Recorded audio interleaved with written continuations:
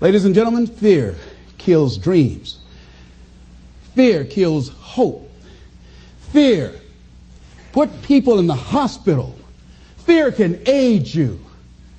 Fear, ladies and gentlemen, can hold you back from doing something that you know within yourself that you're capable of doing, but it will paralyze you. And it seemed like you're in a hypnotic spell. And I ask you a question, what is the benefit? What's the benefit of allowing fear to hold you back?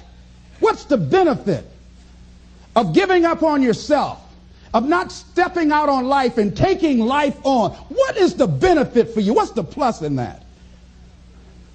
It's one of the things I had to ask myself. So I didn't want to make any mistakes. I wanted everybody to like me. I wanted to be perfect the first time I did something. It's not going to happen.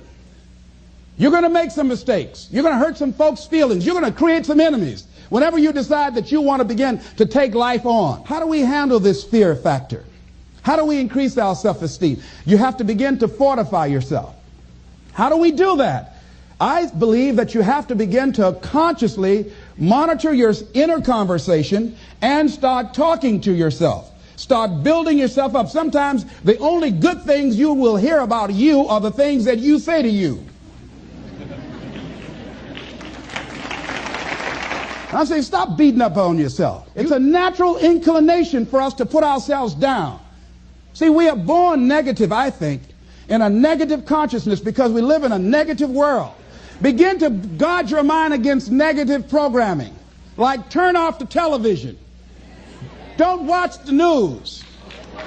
Don't watch it.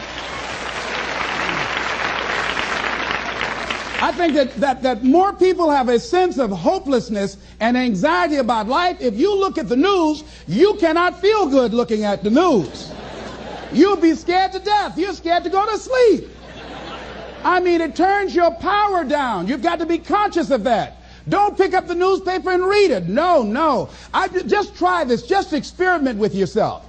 Now, if your job depends upon you knowing certain things, let somebody tell you just about those things. But start filtering the stuff you allow to come in your mind. You know that song you used to have? Say, don't let nobody bring you no bad news. I tell my staff, look here, don't tell me any bad news while I'm on the road. Let me handle it tomorrow. I don't like anybody to tell me any bad news at night before I go to sleep. I can't do anything about it anyhow. Why let me go to sleep with that on my consciousness? No, and my staff, they know that. Say, let it wait till tomorrow. And I have a period of time. Tell me bad news between 10 o'clock and 12 noon. After I prayed and meditated and read my books, I'm fortified, I'm ready to handle it. I deal with it and I'm out of there and I'm going on to something else. That's why we die of broken hearts early. That's why we're running through life to early graves. We're going through life, ladies and gentlemen. And I think that Henry David Thoreau said that most men live in quiet desperation. Most of us go through life running scared. Larry DeAngie, who I think is going to be one of the greatest motivational speakers around today, told me a story, a true story of a friend of his, that every day when he came home from school, when he would get to a certain block in his neighborhood, there was a neighborhood dog that would chase him. And that dog would start after him barking. Boy, he would run, just running from that dog every day. Finally, he just got tired of that dog chasing him every day. He said, this dog come around here today, I'm going to take a brick of stuff and bust him in the head.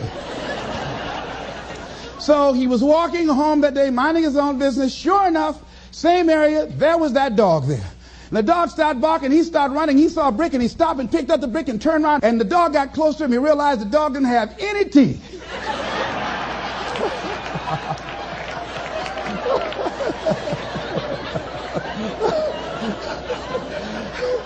He said he put the brick down and said, get on out my way. And ladies and gentlemen, all our lives, many of us go through life running from things that ain't got no teeth to do us any harm.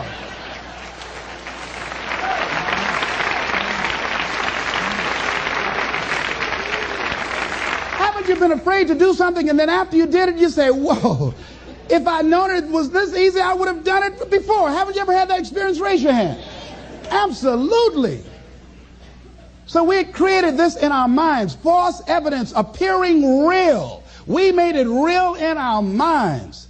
That's why Churchill said there's nothing to fear but fear itself. That's the destructive monster. So Turn off things that can contribute to your fear. Turn a deaf ear to people that all they can do is talk about how negative things are because they have bought into the consciousness of the world. Start attending workshops, seminars, listening to tapes on a daily basis to begin to recondition your mind, to retrain your thinking. Faith comes by what? Hearing and hearing and hearing. Listen to things that can empower you, that can enable you to create a new reality for yourself, in a new life for yourself. You might appear to be strange around most people. You know, most people think you're strange if you're happy today. People say, how you doing? I said, better than good. Whoa, what's wrong with him? Just go around smiling and watch people. Look at this. Is this a weird guy over here? Because most people don't smile. Watch them. Look at their faces in the morning. Here we go, another Monday morning. How you doing? Haven't had my coffee yet. Don't ask me.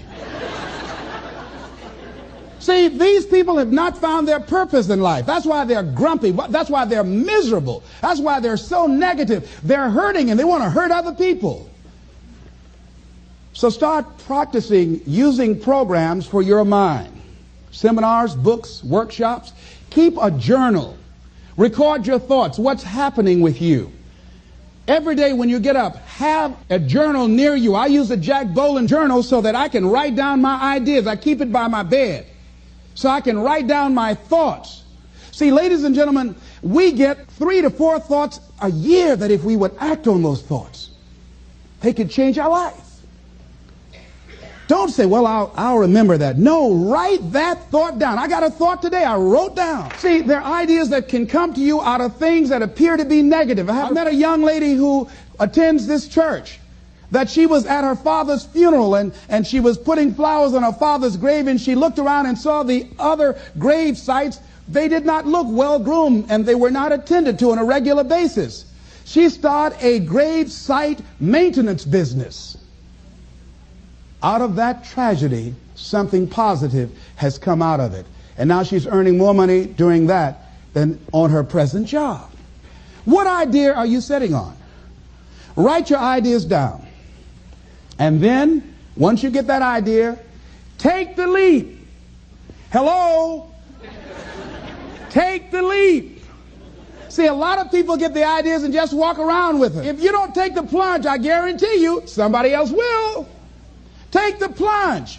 Go into action. And ladies and gentlemen, you will be surprised at how things will come together.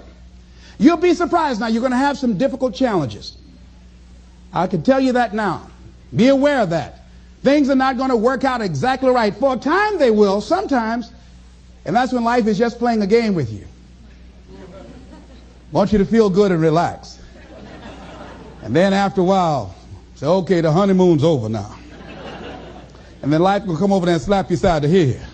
See, that's how most people are spectators in life. You don't want to be a spectator. You want to get out in the field where the action is. And you will be amazed. After the struggle, there will be a calm period and things will begin to click for you.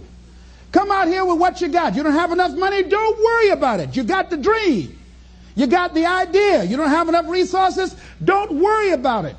You need some help? Don't worry about it. You get out here in the arena, someone will look at you and become inspired and say, hey, can I help you? But if you're sitting up on the bleachers, nobody's going to ask you anything.